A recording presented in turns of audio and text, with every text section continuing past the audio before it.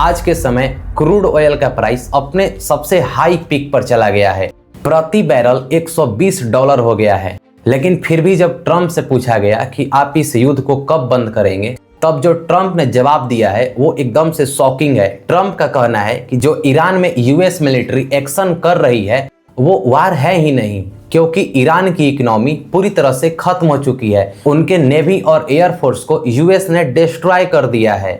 Iran की लगभग 82% drone capacity finish हो चुकी है।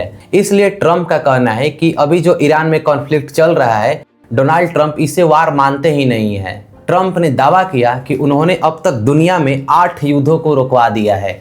इसी बीच उन्होंने इंडिया और पाकिस्तान का जो ऑपरेशन सिंदूर के समय कॉन्फ्लिक्ट हुआ था उसको भी दर्शाया कि मैंने इंडिया और पाकिस्तान, जो कि 2 न्यूक्लियर वेपन वाले कंट्री है, उन दोनों को टैरिफ की धमकी देकर वार रुकवा दिया था। तो ट्रंप ने काफी कुछ कहा है, तो चलिए हम लोग इसको डीपली एनालाइज करते हैं और समझते हैं। देखो, ये हिंदुस्तान टाइम्स का एक आर्टिकल है जिसमें ट्रंप कह रहे हैं कि ये जो ईरान में युद्ध चल रहा है, मैं इसको युद्ध मानता ही नहीं हूं।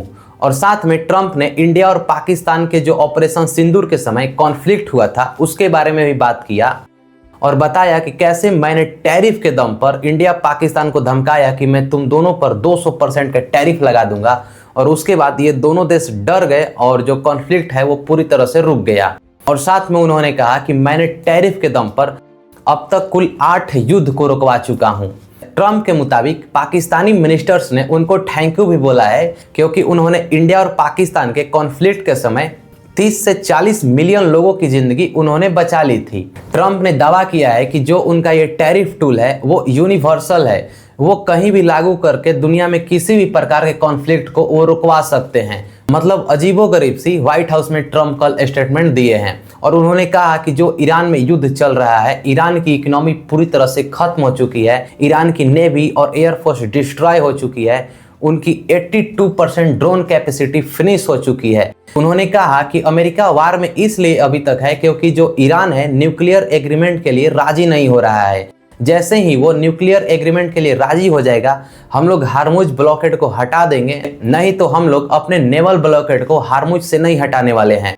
यूएस के हार्मुज में नेवल ब्लॉकेड से जो तेल का प्राइस है वो $120 प्रति बैरल पहुंच गया है। अब तक के हिस्ट्री में सबसे हाई ऑयल प्राइस हो गया है, जिससे इंडिया पर इसका काफी इम्पैक्ट पड़ रहा है। क्योंकि देखो, इंडिया अपने 88% क्रूड ऑयल को दूसरे देशों से इंपोर्ट करता है और इंपोर्ट का मैक्सिमम क्वांटिटी वेस्ट एशिया से इंडिया में आता है।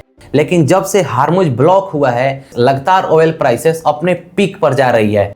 लेकिन इंडिया में अभी ऑयल प्राइस मेंटेन है, लेकिन बहुत दिनों तक ऐसा नहीं चलने वाला है, क्योंकि गवर्नमेंट अभी कुछ जो टैक्स है वो हटा दी है ऑयल से, इसलिए प्राइस जो है वो अपने बेस पर बना हुआ है। लेकिन अगले कुछ दिनों में अगर ये युद्ध नहीं रुकता है तो आपको आने वाले दिनों में इंडिया में भी इन्फ्लेशन और क्रूड ऑयल के प्राइस में हाइक देखने को मिल सकता है। इंडिया को अपने ऑयल सप्लाई के लिए कोई ना कोई अल्टरनेटिव ढूंढना होगा और इंडिया में ही नए ऑयल क्षेत्र की खोज करना होगा। क्योंकि देखो, अगर ईरान जो इंडिया के इतना करीब सटा हुआ है, तो इंडिया में जाहिर सी बात है कि अंडमान निकोबार और हिंद महासागर में बहुत हाई चांस है कि ऑयल मिल जाएंगे।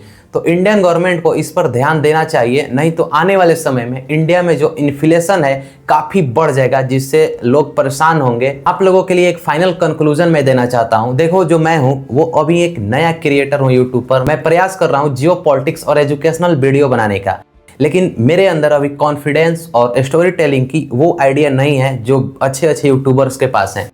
इसलिए मैं चाहता हूं कि आप लोग मुझे सजेशन दीजिए कि मैं कैसे इनको इम्प्रूव कर सकता हूं और कहां गलती हो रही है, वो सारे चीज़ कमेंट्स में बताइए। तो मिलते हैं हम लोग अगले वीडियो में।